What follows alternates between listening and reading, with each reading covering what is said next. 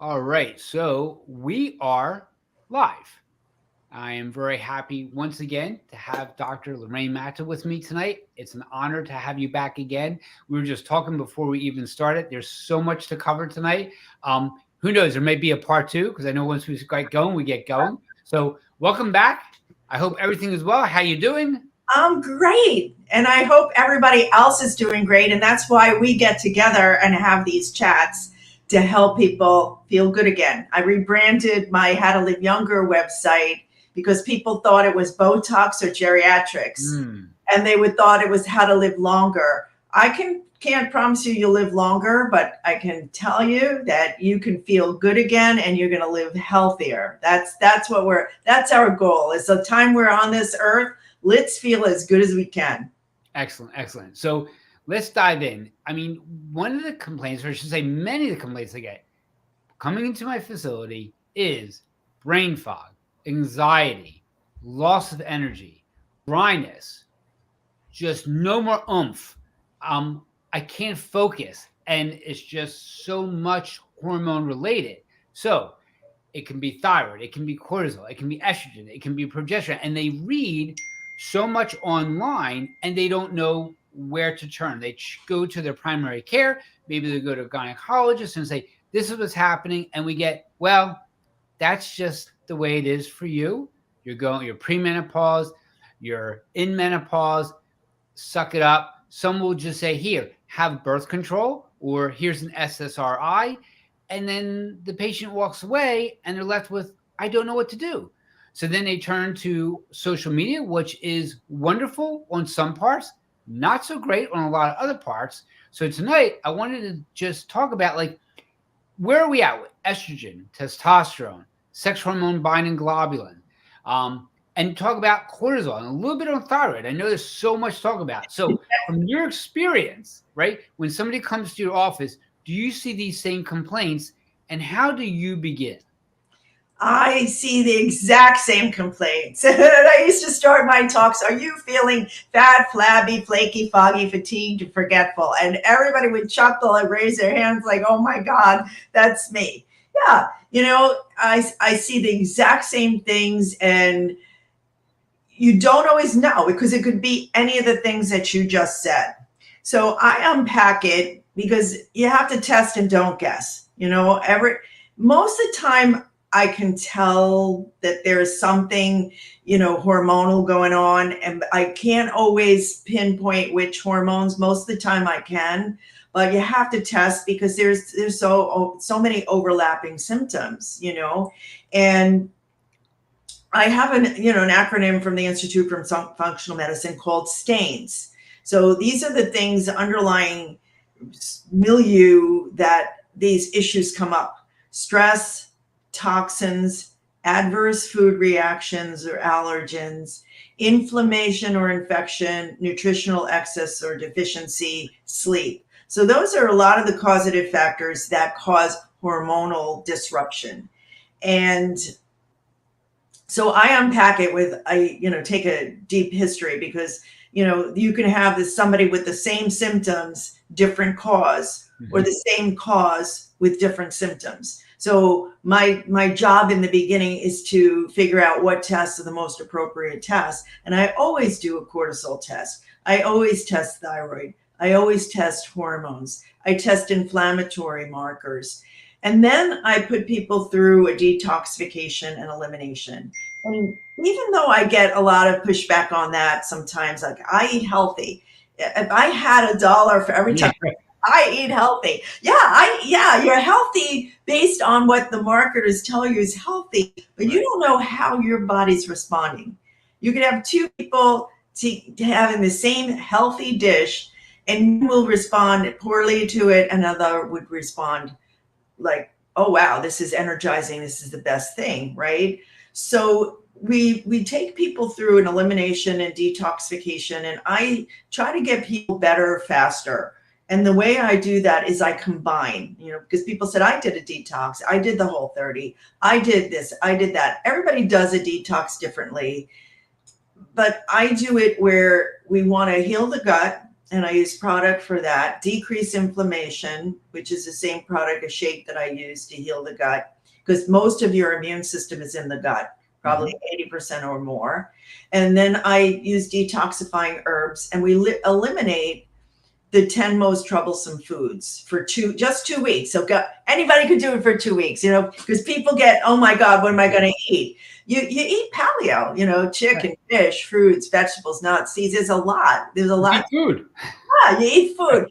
And, the first week people are like, oh, why did I do this? Blah, blah. Then the second week, it's like, oh my God, I feel great. I didn't even know I felt bad. Because we give them a symptom questionnaire before, and then we have them take it after, and they see the scores. It's like, I'm a new person.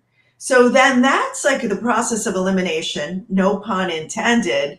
But then we can say there was inflammation, there were food sensitivities, because when you add the food back in, if you get the symptom back or any symptom, it's like, okay, your immune system's reacting to that food. Chill out for a while, stay away from it for a while, heal a little bit longer. And then we detox them, and we've gotten a lot of information, not inflammation. We reduce the inflammation. So that's how I start with everyone. And then we go into the labs and see what we found. So we find like a lot of times when we can get that inflammation down with foods that may have been triggers, once everything calms down, some of those foods that were triggers are no longer triggers, because they'll try it when they're so inflamed, and it's like poking the bear, right? So it's like, and they get so nervous, like, are you meaning I can never have that again? We're like, no, we're just saying like, hey, you just got to bring down that inflammation. You got to rest it a little bit, and then you can slowly introduce it. And sometimes we just change what you're eating, right? We've changed like almonds from one package of almonds to another package of almonds, and the second package was better. Whatever was in the first one wasn't good. Or they end up eating too much, and we just get to portion size, and that feels better. So it's really interesting when it comes down to food. I want to go back to markers. So again, when people go to primary care, they're not going to run cortisol. They're not even going to run the hormones half the time. And you're stuck with a TSH with a reflex to T4 at best. Yeah. Right? So when you do your cortisol, do you like your cortisol testing? Do you like to do it through urine? Do you like to do it through blood? Do you do it both? And then look at that. I do cortisol and saliva. That's the gold standard, because you don't want to go to the lab 4 times in a day. You want to see, it has to be high in the morning, and then start gradually going lower, and then at night be at its lowest point. And I oftentimes see people who have sleep disorders, they can't fall asleep. Their cortisol goes up at night. They're worrying, they've got pain, or that's when they notice their pain, or they're exposed to blue light, or they're watching something that's very gripping and disturbing, or reading something, or doing their email and getting mad at somebody, right? So we want to see the cortisol curve, because that gives me a lot of information. And it can cause all of those symptoms. So we don't know yet until we measure whether it's cortisol, whether it's thyroid, whether it's estrogen, progesterone, testosterone, or other things. And other, we look at the inflammatory markers. But cortisol is best measured in saliva, and you measure it at, first thing you get up, somewhere around noon, somewhere between 3 and 5, and then before you go to bed. And we should have a nice curve that starts high and then gradually goes low. And do you ever see a discordance where sometimes they did go to like a LabCorp request where the blood work shows one thing and then the saliva shows something else? Yes. One more sensitive than the other, do you feel? Well, blood measures cortisol that's bound to protein plus free cortisol. And the same thing with all the hormones. The hormones have to be carried through the blood bound to a protein. And I use the analogy, if you're looking at a train station and you're counting all the people in the train with the door closed are not free to go to work. Those are like the hormones that are bound to the protein being carried through your blood. Some get let out. Those are free. The free hormone is free to get into your cells and do its job.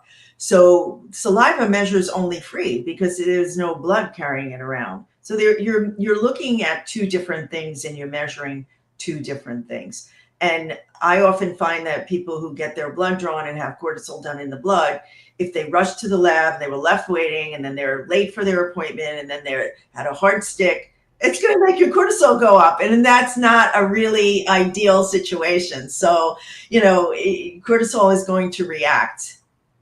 I've only had one patient that was willing to go back 4 times in a day and said they will never do that again. Exactly. So, Exactly. It gets a little bit crazy. So when it comes to thyroid, most of the patients come in and say, well, my doc ran my thyroid and said everything's normal, right? So we got 0.45 to 4.5 as the reference range for, the TSH. And I know in some of the functional medicine world, they want to drive it down to 1 or below. And I know in the world of traditional medicine, if it's a little bit over the 4.5, they want to throw you on to Synthroid. So where are you with your thyroid markers? I know when we do a thyroid panel, we dive in deep. We do the TSH, we do T4, T3, free T4, free T3, TPO, thyroid globulin antibodies. So, I've been doing reverse T3. I'm looking at the TSH and the reverse T3 ratio now as well, which I've been finding interesting. So when you do your thyroid, how do you like to do your thyroid markers? I do the same thing that you do. I'm actually going to turn this light on because it's a little dark in here now. I do the same markers that you just mentioned, and I do it in blood. There's the most studies in blood, right? And I try to pick the tests that makes the most sense for people. And I also try to pick tests that are covered by insurance. So that's covered by insurance. The saliva is not, but it's very inexpensive. And like you said, nobody's going to go to the lab 4 times in a day, and what lab is open at before you go to bed, right? What are you going to do? Go there in your pajamas? You can't. You don't want to do that. Yeah, you can't do that. So I measure all the things that you measure in terms of thyroid because you need the full picture. And again, it's only the free hormone that gets in the cells that actually works. So we've seen, when people come with that elevated reverse T3, it's amazing how when we get the stress managed, get their sleep better, you'll see that number exactly. Yeah, right. So directly related to the thyroid. So when you're looking at your reference range, what do you prefer when you look at that and say, hey, this is a reference range. This is a number where let's attack this by getting the gut under control. Let's get that gut balanced out. Or you know what? Hey, you do need a little bit of Synthroid or maybe like Armour Thyroid, whatever your choice is. What numbers do you look at to decide this is what I'm going to do with this patient at this number, or if it's this number, I'm going to do something different? It depends. And it depends if they're symptomatic, because sometimes you'll have a high TSH and you won't have all the symptoms. I get the inflammation down and then the TSH comes down. Because I had a woman, I knew she was a sugar addict. So I said, you know what? I don't want to just put you on thyroid when you might not need it. I think, your free T4 is normal. It's really optimal. Your free T3 is optimal. Your TSH is off. So we can't treat the number. We have to treat you. Let's do this detox elimination, get the inflammation down, stop the sugar. Lo and behold, the TSH comes down.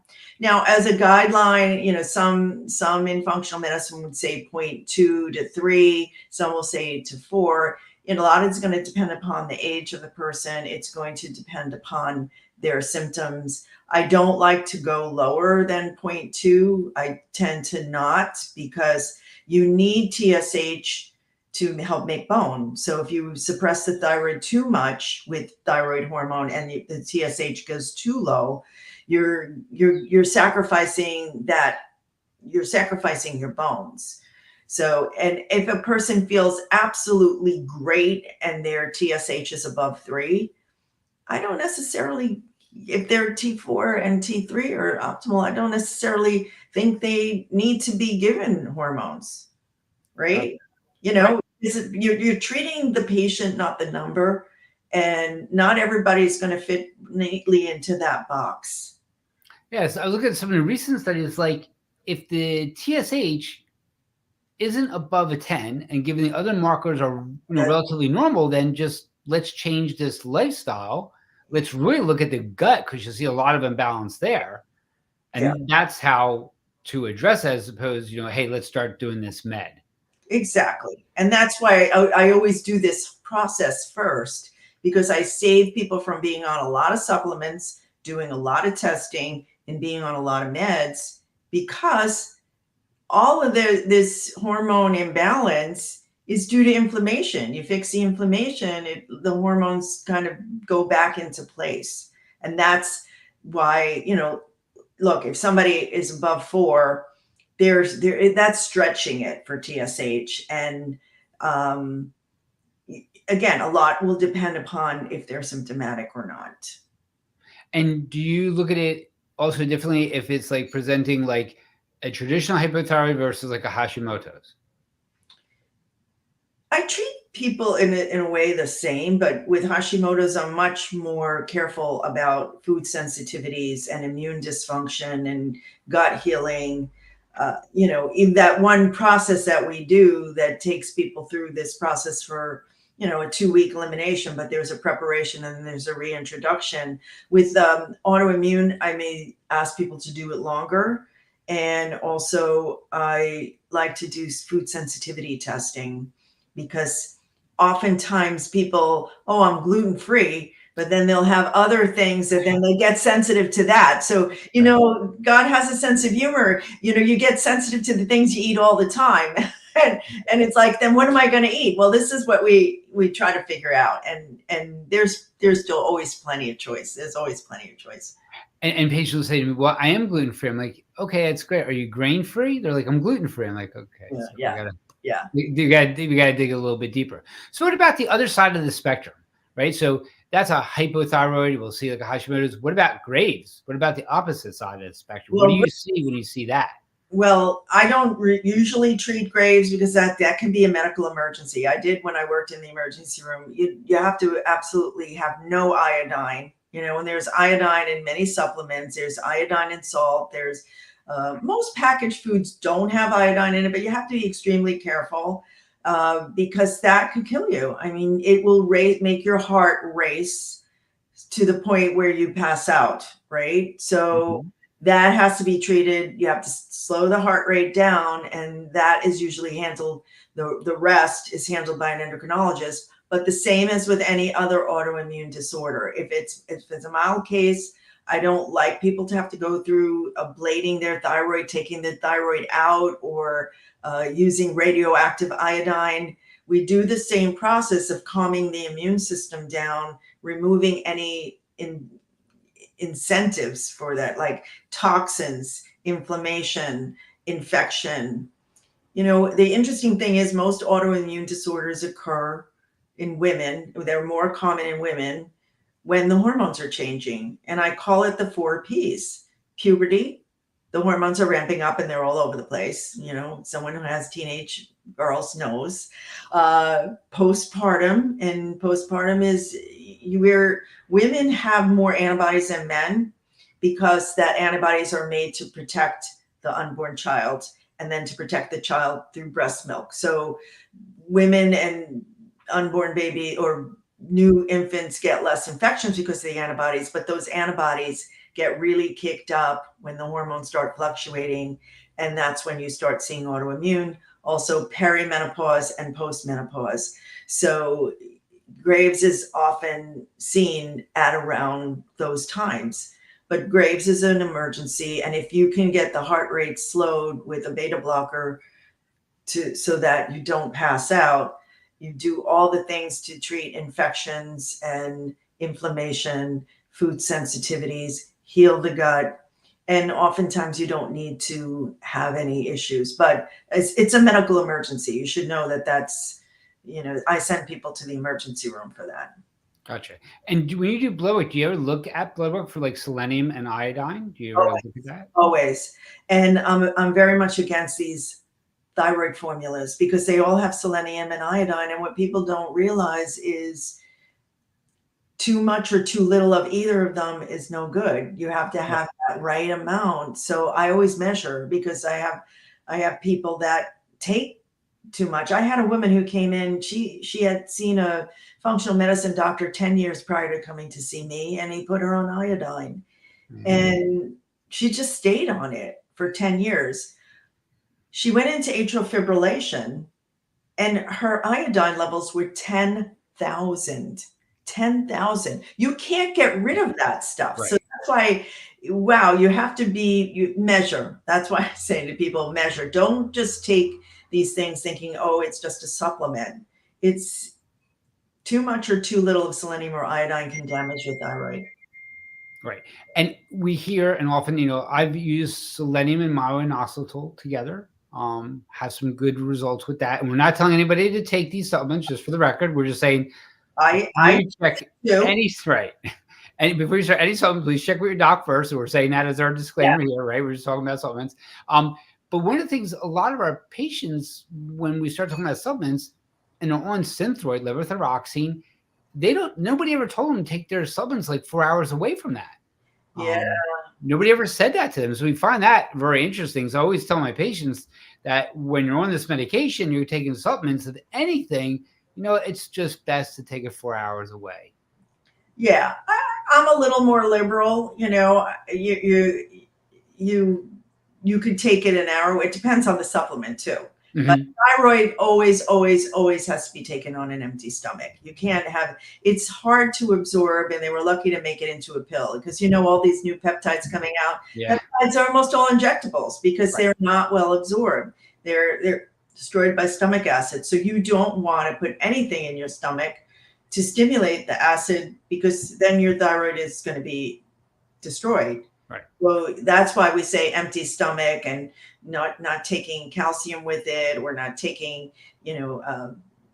what is these things to heal your stomach, milk of magnesia or something like that, right? So empty stomach, just water, thyroid, go brush your teeth, go get ready. Then, an hour or so later, most of it's absorbed. So then you can do it. 4 hours is ideal, but I think it's unnecessary. It's impractical. So, and then I measure, but 4 hours is the best time to measure. So 4 hours after you took your thyroid hormone is the best time to measure.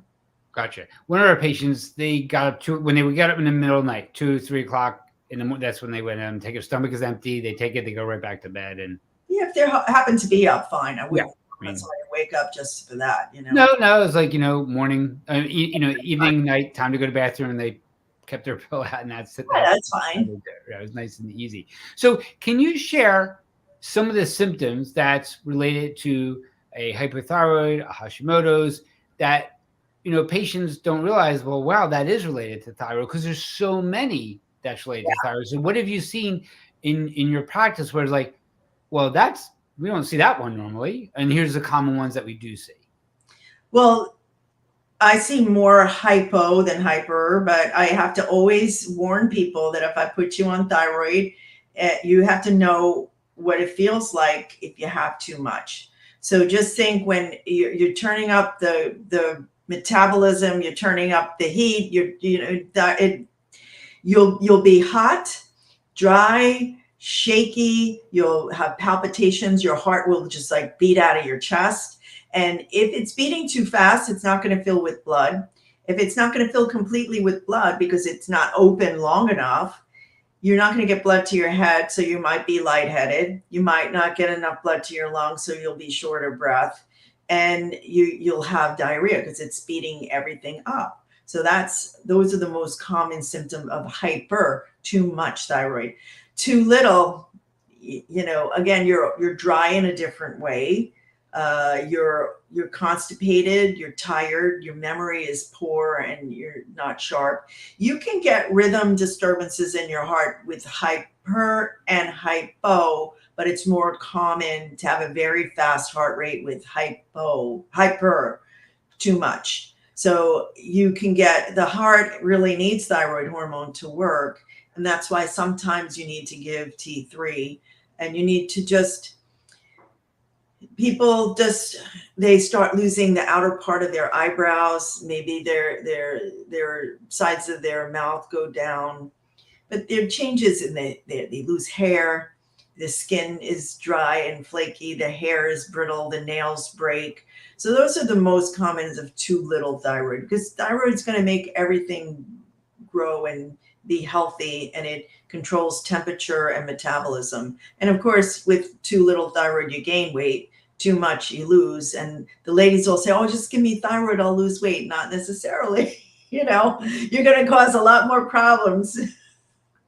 Yeah. Now, some of my patients say they didn't want to get on thyroid because they knew somebody that got on thyroid meds because Synthroid, and they were on it forever. And it seems like once you start, you never stop, is what they say. And it seems like, okay, every 2 years the dosage goes up. So in your practice, do you ever get to the point where you get them balanced enough where you can either decrease the dosage? If they lose weight, I think you have to decrease the dosage, correct? And like, do you ever get to the point where like, hey, they came off of it and they're balanced out?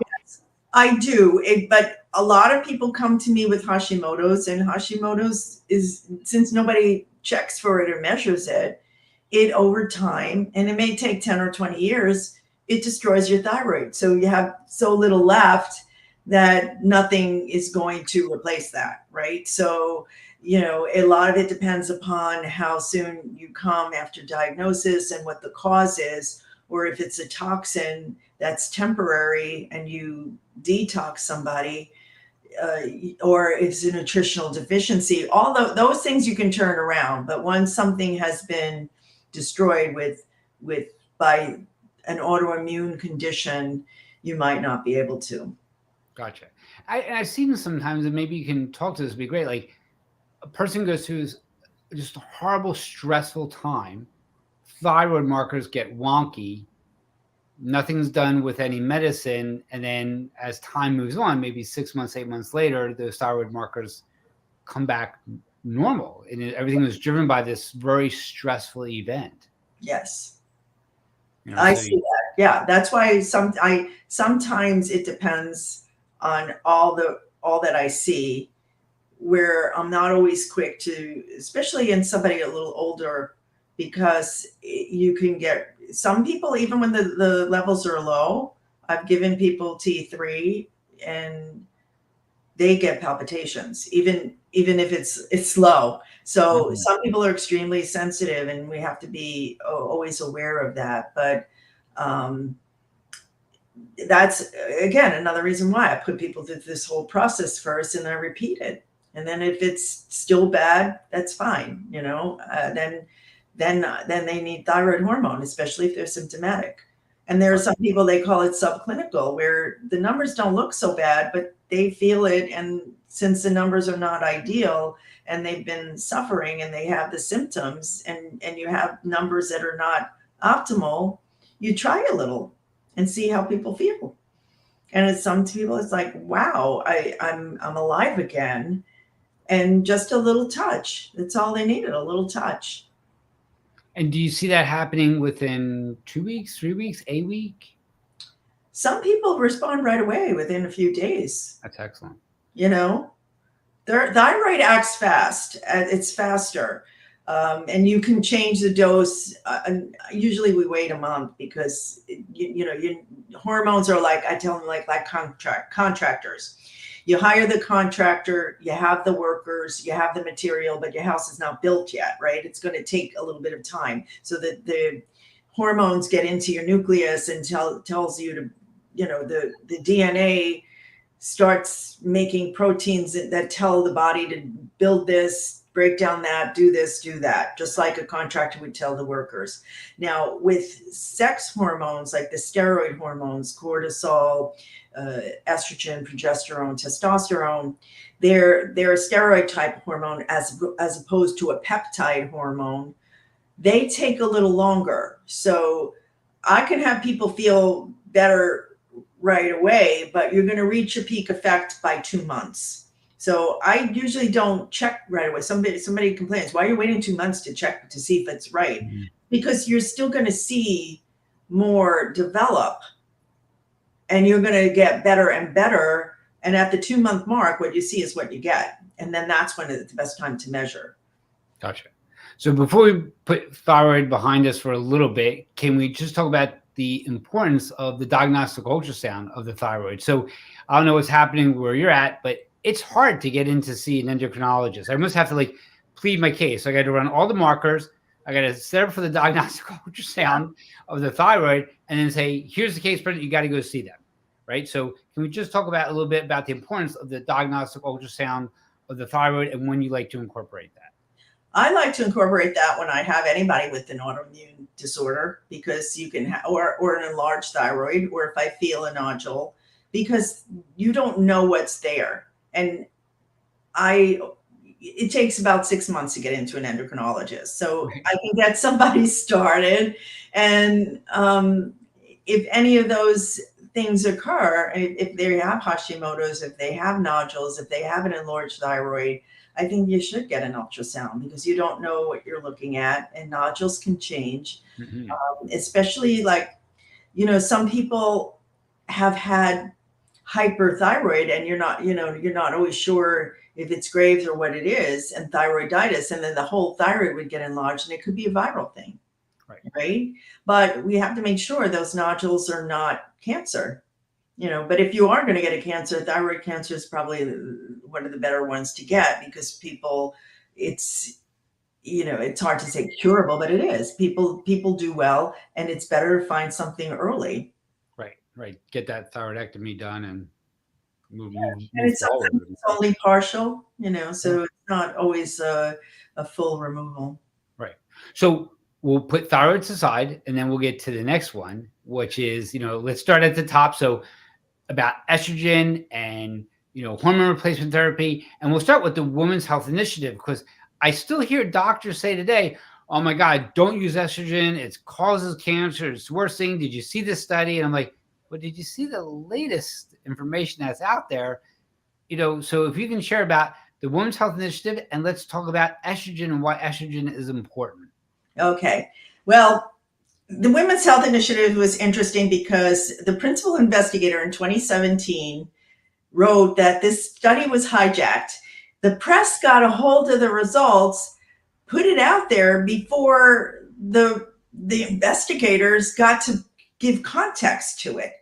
But it was like this viral misinformation. Even back then, it Right. went viral, and no matter how many times they tried to retract it and say, hey, it just didn't work. Everybody went off hormones, and everybody was afraid to prescribe hormones. So in 2017, the principal investigator came out and published a study. And again, it didn't get much press. It Right. wasn't, he said this, it didn't show that it increased the risk of breast cancer.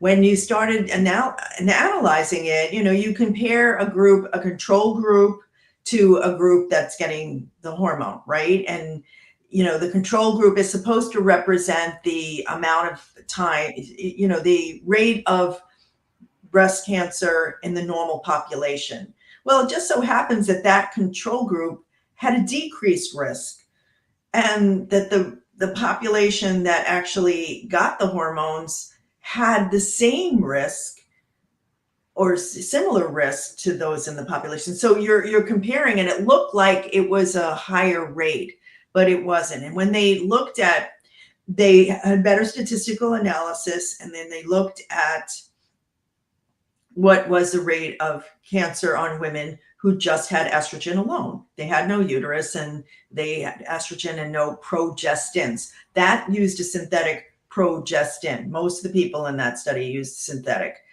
There was no increased risk of breast cancer. In fact, there was a decreased risk of breast cancer. So people are talking about this, and there were more studies done, and more studies done on bioidentical hormones. And now, lately, the North American Menopause Society, it was about 2 years ago, and 20 other organizations said the benefits outweigh the risk. The progestin increased the rate of breast cancer. And I think it was last year, a study came out on progesterone, and they showed that bioidentical progesterone, which bioidentical means the same exact chemical structure as your body, is safer. So there are some studies that show in the first 5 years, there's a decreased risk of breast cancer when you're on estradiol, which is bioidentical estrogen, and bioidentical progesterone. Some show the same, whether you're on hormones or not on hormones. And one showed a very, very slight increased risk of breast cancer on natural progesterone, but a much higher risk on synthetic progestins, which, by the way, are in birth control pills. Mhm. So nobody has any qualms about giving women birth control pills, and no women has any qualms about taking it, but they're hormones, but they're synthetic and they're not what your body is familiar with. So the Women's Health Initiative has in a way been debunked. The newer studies show that the benefits outweigh the risk, and estrogen does a lot of good. It does a lot of good. So does progesterone and so does testosterone. All right, so let's talk about the symptoms. The symptoms that we see that they come in when they're in perimenopause, when they're in menopause, that's related to estrogen. So in the musculoskeletal world, one of the common findings is frozen shoulder, and it's directly related to low estrogen, right? So we'll see that, they wake up and they're like, the shoulder moves this. We want the shoulder to move this, and you can see it's just coming. And like, I didn't play any racquetball. They say I didn't do anything, and all of a sudden, it's just like got tighter, tighter, tighter, and it starts changing. So we that's a very common finding that we'll see in the musculoskeletal world as well. So They get what do you see? I mean, if we can talk about, like, there's the libido changes, all that. There's the brain changes, and can we touch on estrogen and hormones and anxiety? This huge. fearfulness that comes up, this just like fight, flight, all that stuff. Well, there's different stages, and I say PMS is the flip side of perimenopause. One, the hormones are ramping up, and the others, the hormones are ramping down. So when you have estrogen, it's easy to make estrogen, right? Women are going to cycle estrogen, but it's harder to ovulate. You need a special dance, and also everything has to be right for you to ovulate. So when in puberty, ovulation isn't always, on target, but then it gets into a rhythm. But in perimenopause, it's really off. So perimenopause, you're making estrogen, but you're not ovulating. So I call estrogen the hormone of energy and growth, or the gas pedal, right? So and progesterone is the brake, or the hormone of peace and calm, right? So if you have estrogen and you don't have progesterone, you're going to get too much energy, is going to feel like anxiety, irritability, or snapping at people, like that PMSy, fluid retention, anxiety, and it's women feel so out of control, and you'll get fluid retention and weight gain and lack of sleep, anxiety, irritability, impatience, insomnia, growth of the breast, cysts of the breast, tender breast, fibroid growth, uterine lining growth. So bleeding could be irregular, it could be heavy, it could be spotting, it could be all over the place. And those are some of the main symptoms, but you can also get some of the symptoms of menopause in perimenopause. The hot flashes, the night sweats, the dryness, the poor libido. Because listen, when you haven't slept and you're anxious and irritable, do you feel like a libido? No, it's No. a total libido killer. It's Right. a total libido killer. So then you move into menopause, where the estrogen stops dropping, and then that's really where you can't find the words. You get anxiety, but it's a different kind of anxiety. You get anxiety and depression and dry and slow and no libido, both no libido. You get a lot of different aches and pains. And I did a podcast with a holistic dentist. The mouth gets dry. There are about 30 symptoms of menopause. You can get burning tongue. You can get these feelings of creepy crawling all over you. Mhm. A lot of muscle aches and muscle pains, dry mouth. Another autoimmune disorder comes out called Sjogren's syndrome, where when your mouth gets dry and then you have no saliva and then you have nothing, you get more infections, and then you get more systemic infections, and it affects the whole body.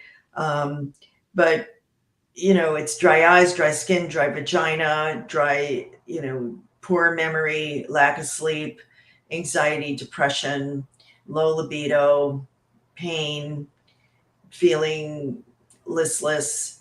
The list goes on and on, but that's why you measure. Right. That's why you measure, and that's why you have to sort out some of the other things first, but estrogen, progesterone, and testosterone all have receptors in the brain, and they're potent neuromodulators. And people, it modulates your mood big time. Perimenopause women are really moody, and that so much so that it interferes with their relationships at home and at work and with their friends. I know when I was perimenopausal, my best friend told me your personality changed, and I thought it was stress. Even I thought it was stress, and finally I just said, like I want, it's my hormones, right? And once I took the hormones, because I used to live across the street from the World Trade Center, and I went through perimenopause around that time. Mm. So I was stressed because I was going to a lot of memorial services, and it was it was a terribly stressful time. So immediately I just thought it was that. But once I went on progesterone, the same stressors existed, but it was like, I can cope, I can focus, I can function. You know, I don't feel out of control. And that was such a learning experience for me. And that's what I said I wanted. I blew up some relationships at the time too, and but that they were all going to perimenopause or menopause too. So that was like the worst, perfect storm.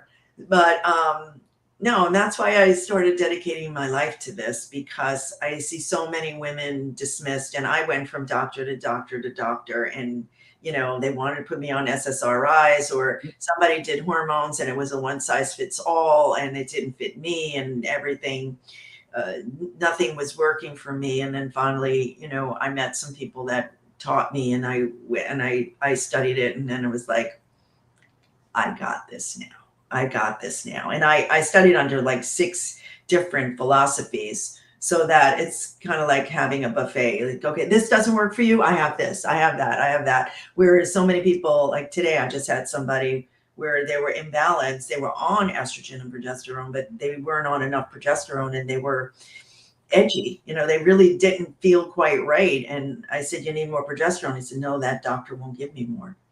This is the study. One study showed this is the dose, but that one size does not fit all.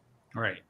So, what do you like to use in your practice to assess hormones? We use Dutch in ours. What do you like to use in yours? I use all 3. I use blood, saliva, and Dutch. It's like a 3D view. And I use the analogy, if I were to do your financial plan, I'd have to look at your bank account, your savings, and your income and expenses to do a good job, to have the full picture, right? And most people understand that. So blood is like your bank account. It's available. Most studies are done on the blood. It's available to get into your cells, but is it getting into your cells? If it's getting into your cells, is it working? And then what is your liver, and how's your body processing it and eliminating it? So I get the blood, and then I do blood and saliva. So I see, are you a saver or spender? Because one of the companies did studies where they did uterine biopsies and matched the estrogen and progesterone in the biopsy with the amount in the saliva, and they matched. So that's sort of like, because some people, it's odd, we can't get the blood level up. And why? Well, it's all free hormone. It's going into this, into the saliva, it's going into the tissues. So then that gives me an idea of what's in the tissues if somebody's not measuring well in blood. And then I'll do the Dutch test. And the Dutch test, I use it mostly to see, how are you metabolizing the hormones? Are you making a testosterone derivative or breakdown product, or we call them metabolites, that's going to be more androgenic, meaning giving you acne, facial hair loss, like a teenage, not necessarily a teenage boy is going to lose their hair, but you get the male pattern hair loss, right? Or are you going to make the derivative or the metabolite that doesn't give you that? And then progesterone, there's a metabolite that can make you sleepy if you take oral progesterone, another that doesn't make you sleepy. And then the big one that I really use it for is, do you make a toxic form of estrogen a breakdown product, and or the non-toxic one or the intermediate one, and can you get rid of it? So they did studies, people who made this, the liver breaks down any estrogen, whether you're women who are not on hormones are still making estrogen. They don't realize that. You make an estrone, it's a different kind of estrogen. It's not the feel good estrogen. You make it in your fat and adrenal glands, and your liver is going to take that and any estrogen we give you, and it's going to break it down. And it's like a recycling plant. So you have your clean recyclables, your dirty, stinky garbage. It's all garbage. You want to get rid of it. But the dirty, stinky stuff, the 4-hydroxy estrogen, is carcinogenic. It damages DNA. So when they did studies on women who made that, and I've noticed this in my practice, they either had a family history of breast cancer or a personal history of breast cancer. And we can give certain supplements and dietary advice to have the liver converted and make that enzyme work towards going to the non-toxic form. And the people who made the non-toxic form did not have a history of breast cancer or a family history of breast cancer. And the same is true of men with prostate cancer. So the same metabolites or breakdown products of estrogen, because all estrogen comes from testosterone, men who make more estrogen and men who break it down to the 4-hydroxy toxic form are more likely to get prostate cancer. And even if you make the benign form, it's still garbage. You want to get rid of it. So we look at the enzyme, that COMT enzyme, and they call it methylation. So that's like if you threw your garbage out on the curb, the garbage man's not going to pick it up. Right. You got to put it in a bag. So I call the methylation process putting it in a bag so you can dispose of it. And that's what I use the Dutch test for. It doesn't correlate with the blood because it's looking at the breakdown products and the metabolites, but it gives me a good picture of what is your body doing with it and how are you going to make everything safer. Right. So when you look at your estrogen, progesterone, testosterone, you see there's a dysfunction and balance. You like to use creams? You like to use pellets? What do you like to use in your practice? For estrogen, I'd never give oral, never, because when you give oral estrogen, it makes clots, and that's why they stopped the Women's Health Initiative. If you give estrogen through the skin in a cream or a patch, or even through the vagina, the risk of any clots is negligible. I tend to use the estrogen patch because it's very stable and it's covered by insurance, and the size of the patch is a dose. So sometimes if it's too much, I like to give people control. So if it's too much, you can cut a little piece off the patch. Or if it's too little, you can add to the patch. So we don't waste anything. So I tend to use the patch. And when some people have either a sensitivity to the glue or even the lowest dose patch cut in half is too strong for them, I'll have it compounded into a cream. So that's how I give estrogen. And progesterone, I tend to give it orally because it decreases anxiety and it helps women sleep. Because sleep is a big issue. Perimenopause, menopause, it's awful. Women complain about that, but that progesterone, nobody forgets it because it gives you the best sleep of your life. So some women have it could either upset their stomach or make them too groggy. So then I'll have it compounded into a cream, but then you can't measure the creams very well in blood. So I always have to measure in saliva. Right. I know intravaginally it gets absorbed so much faster. Yeah, it does. Yeah. So I've seen that happen. I've done that, especially when women keep getting spotting and everything is fine in there. And it just seems to seal it better. They do well. But a lot of women just don't like taking it vaginally. Right. I know one of our patients, when she got on progesterone, she said, it feels like somebody turned the lights back on. Yeah. And she just felt so like on point again. Yes. And she goes, I feel like myself. And it wasn't like a lot. It wasn't a big dose. It was just enough to just turn it right back on. So around our area, we got a lot of people doing the pellets. It's like the size of the rice goes under like the glute med area, just slowly releases that. I think that with that, they have to go back to that again because it, runs out eventually and they go back. So where are you at on testosterone? Because a lot of times you'll see like our female patient with just this low testosterone, and even the bump of testosterone Oh, is helpful, you know. it's very helpful. So I give testosterone when women tell me I have less self-confidence, I have less self-esteem, I'm more sensitive now. Things that never bothered me before bother me, and I have no libido, and their testosterone is low. So a little dab will do you. But it has to be compounded because they don't make testosterone in an amount that a woman can handle. They only make testosterone for men, and I treat men too, and it's a lifesaver. But women love it. I tend to like to give it in the vagina.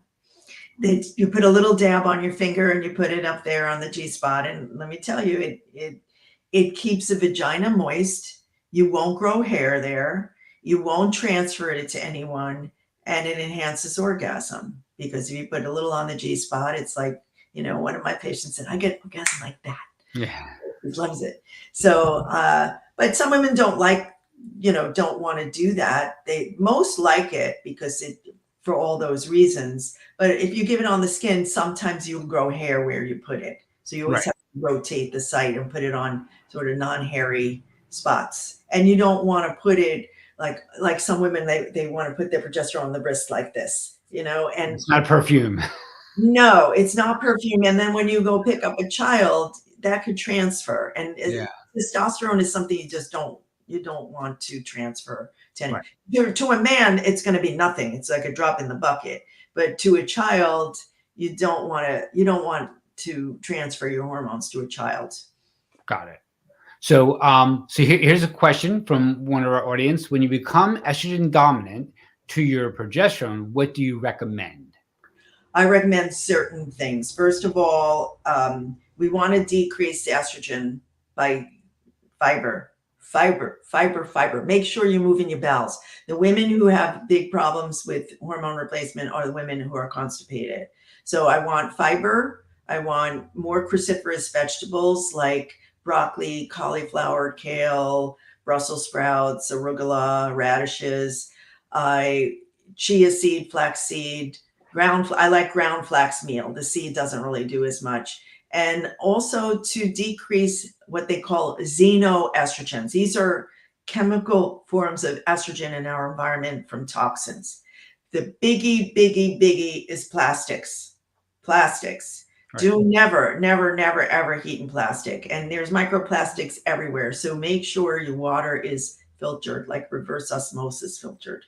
Because even your bottled waters that are not reverse osmosis, one of these waters from pristine springs has microplastics in it.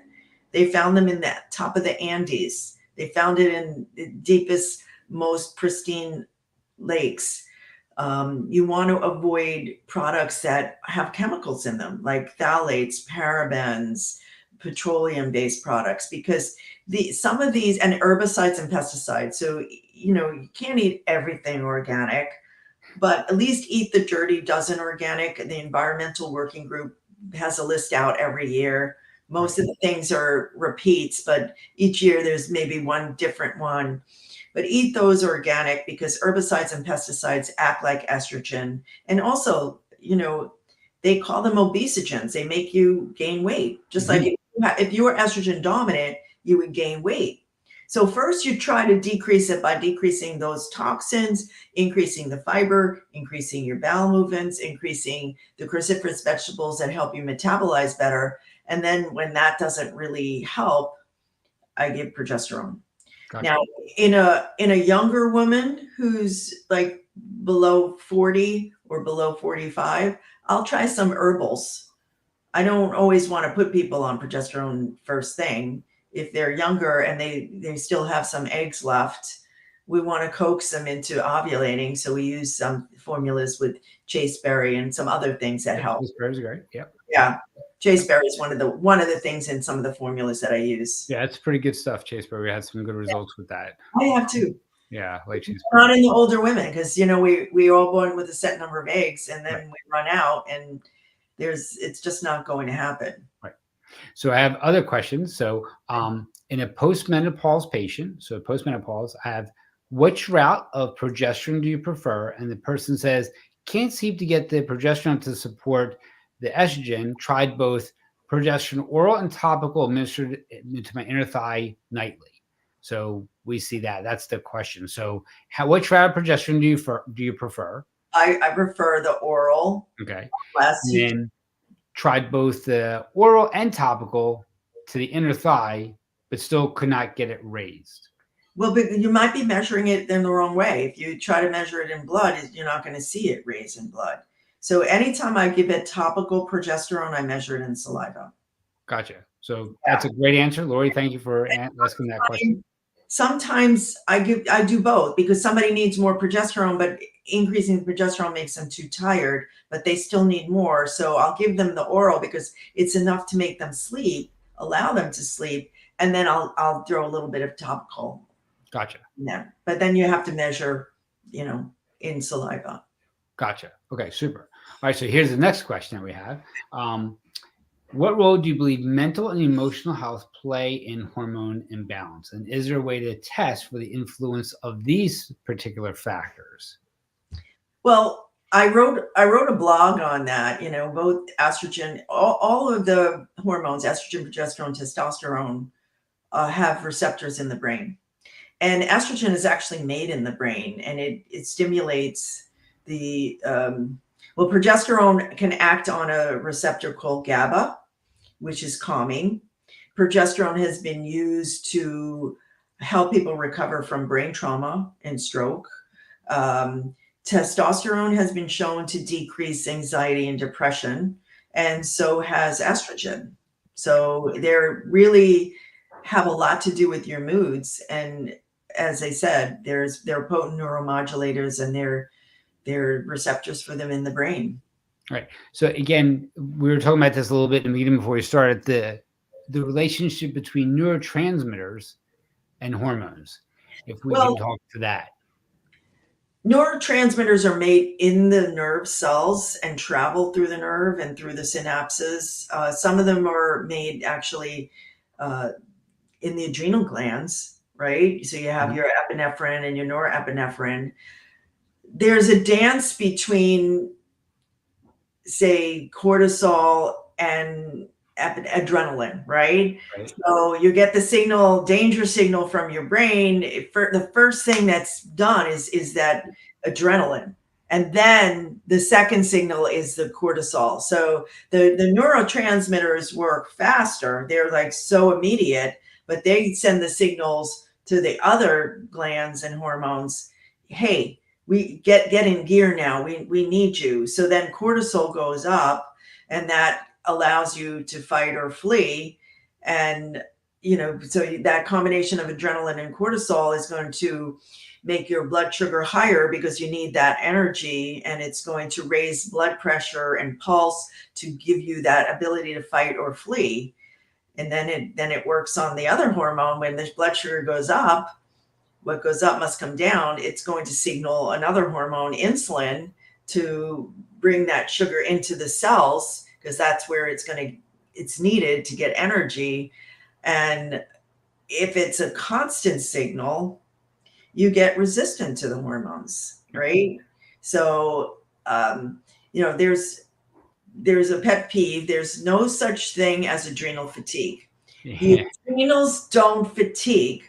The signal, like, just if you had a nagging voice, don't you tune out, right? You tune out. Or if my smoke alarm kept going off every time I was cooking, what do?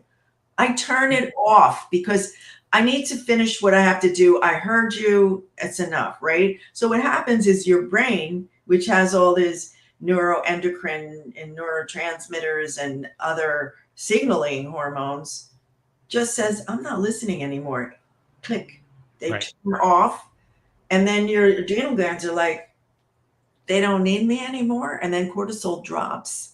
And then you get flatline. And then you're fatigued because your adrenals aren't making it, not because they're fatigued. It's your brain is like, I'm done with this. I'm not signaling anymore because you're flooding me with this damn cortisol, and I don't want to have it anymore. So then you have it's a driverless car. You don't have any control over the immune system and the hormone system. And these are the people who get the chronic fatigue and the fibromyalgia and the autoimmune disorders. And God forbid, if you ever have cancer, if you have flatline cortisol, Yeah. burnout, it's worse prognosis. Right. So That's why I believe, like, when before somebody goes on an SSRI, and I'm not anti-SSRI. I mean, we've had patients that are wonderful on these pharmaceuticals, right? But I also think in my head, because there's such a relationship between hormone imbalance and these neurotransmitters and how they work hand in hand, like, we should be looking at that first yeah, before we go on to the pharmaceutical, right? It's nothing to take a look at this and try this for, a 2-month period, a 3-month period. And then if it's not working, sure, we'll throw in Lexapro, right? But yeah, if we can get those hormones in balance, I mean, I can't tell you how many times we've seen it where somebody got on estrogen, somebody got on progesterone, they got testosterone, and it was just like, turn on again, right? yeah, And that those yeah. symptoms that you describe as anxiety and depression.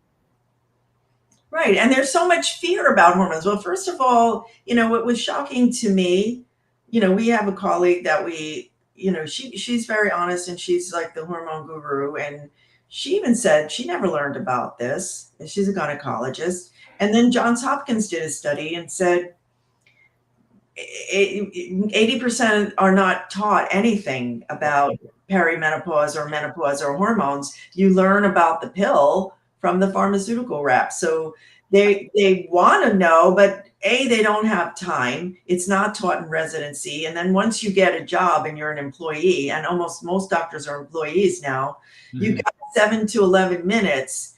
And learning this took years, and perfecting it and taking the time to tailor it to a person takes time, and they're not trained. And this is why the go-to is if you have 7 to 11 minutes is write a script, right? So they're just not trained, and they are well-meaning, and they know the standard of care, but the standard of care does not necessarily serve you, because you get so much more benefit from the hormones, because they keep you young, they keep you healthy, they keep your mind alert, they help with cardiovascular system, they help with your bones, they help with your immune system and your nervous system. They do so much good. And that's why now the going feeling is the status quo now is the benefits outweigh the risk. It's just that word has not spread widely, because even though this has been going on for years, Right. I still get pushbacks. So whenever somebody comes to me, I give them a synopsis of the studies. And one of my patients said to me that she went to her doctor, and the doctor's like, "You're on hormones? Oh my God." She goes, no, wait. And she brings out my synopsis, and she goes, "Who are you going to?" And she said, "Me."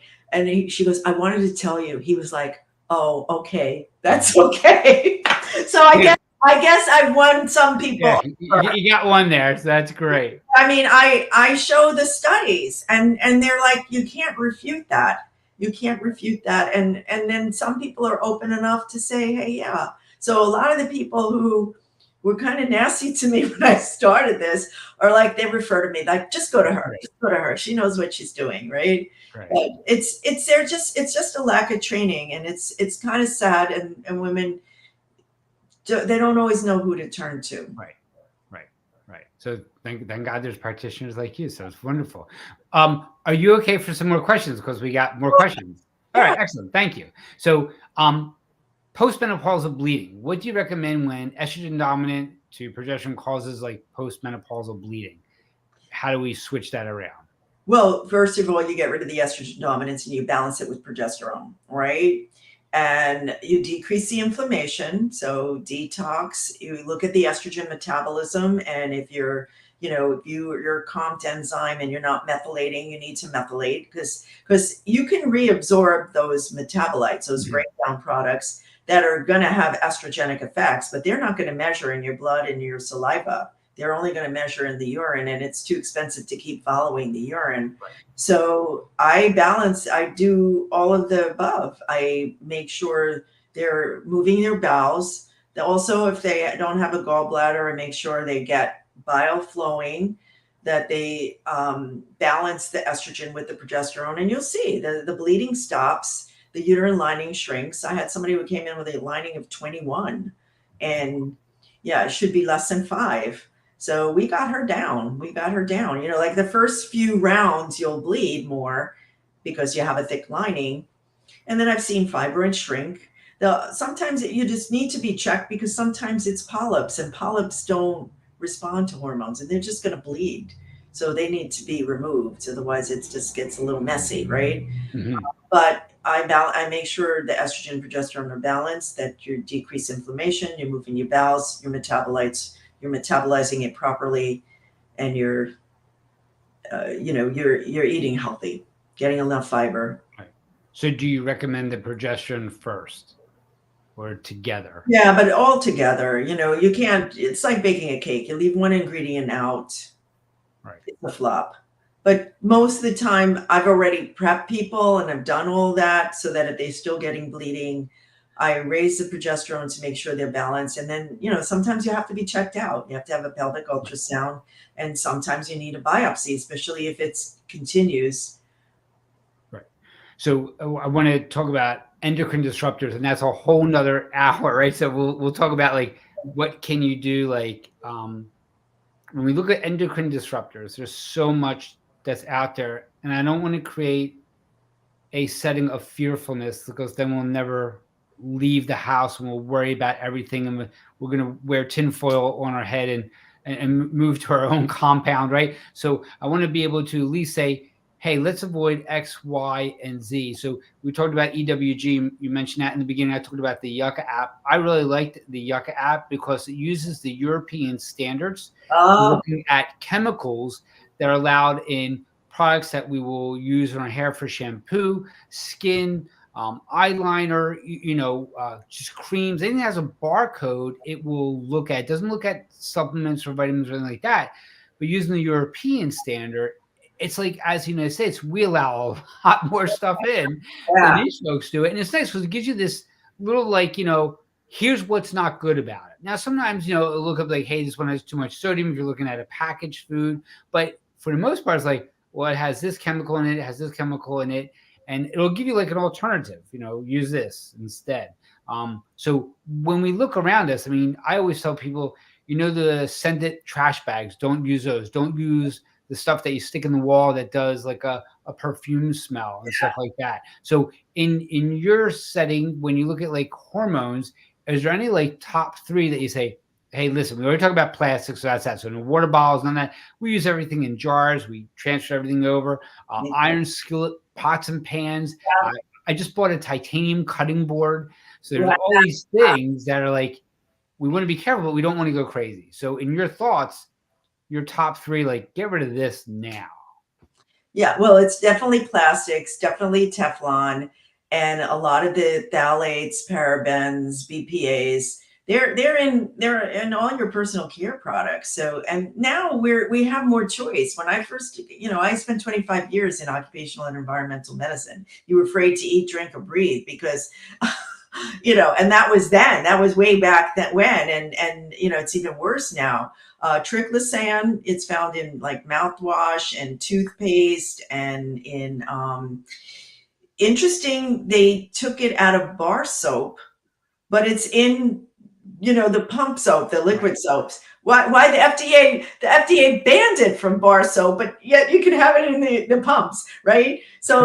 But if you buy a natural pump soap, liquid soap, it's okay. But these things sometimes it's absurd. But I would look at your toothpaste because that you absorb a lot through your mouth. So make sure you get one of those natural ones because they almost all have triclosan, and even these mouthwashes, you don't. You know what? I would recommend chewing a probiotic tablet instead of mouthwash because that's what fixes your breath. Yeah, right? I use a Himalayan toothpaste from Himalayan, and I got this great mouthwash that has xylitol in it. So that's been helpful, and I got a lot of patients onto that one as well. Just because, my thought is like oral microbiome, gut microbiome, so if this isn't right, this isn't right. right. It's right. I did a whole podcast on the oral microbiome. My Oh, God, it's amazing. yep. So those are my top, and never no Teflon, no plastics, no triclosan, no parabens, phthalates. You know, Right. then you could get really crazy. But Right. we could spend the whole hour. Right. Yeah. What about we got another question. What about fluoride treatment? So fluoride is interesting. So I've been hearing lots about fluoride. I know there are some counties, some townships who are suing because there's not enough fluoride. I know there are some they're suing because there's too much fluoride. Right. So what is your thought about like fluoride and dry mouth and all that kind of stuff? Well, I only make an opinion on something I've studied to death, and I haven't studied that to death. So I don't think we're going to win the fluoride thing for another 20 years. Like the same thing with the estrogen, right? I've been doing this for about 30. So I had to do it sort of underground for a long time before, I came out of the closet, and, this is my bandwagon. It's going to be the same with fluoride. We're not going to win that battle, whether it is, or it's not. And you'll have the battle of the studies. So I have not dissected those studies the way I have the others. So I'm going to reserve my opinion here. Good. Okay. And I'll ask one more question. So deodorant, right? So everybody wants a clean, organic, non-endocrine disruptor deodorant, but they also don't want to smell, right? So what have you seen? Like, what do you like out there?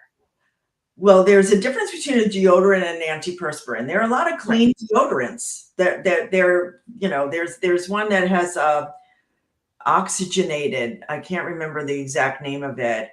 Even just like a little baking soda and coconut oil, put them How do in. you prevent sweating? That's the biggest key. I have not found sweating is aluminum, and all of those antiperspirants have aluminum.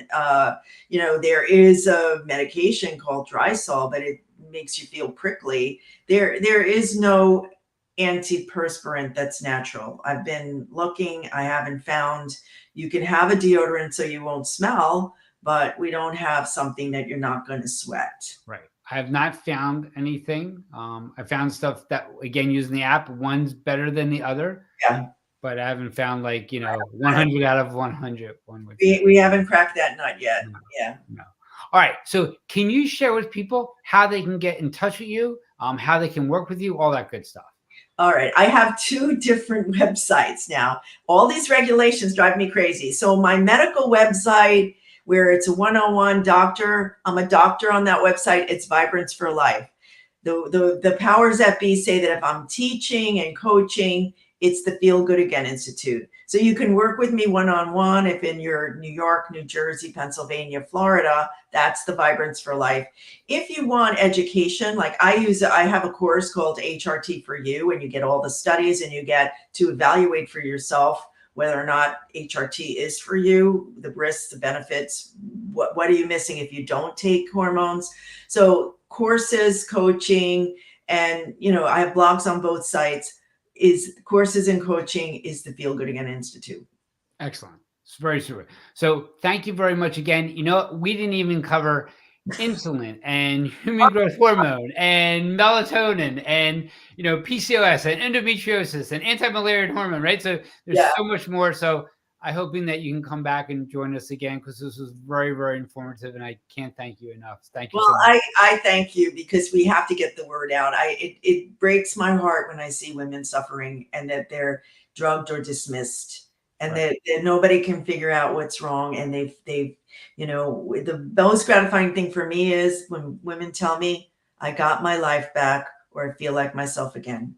Excellent. So I'm willing to spread the word. Thank you for hosting me. Oh, it was great. So hold on, we'll end it. So thank you very much, everybody. And this will be up on YouTube and in Facebook. Everybody have a good night.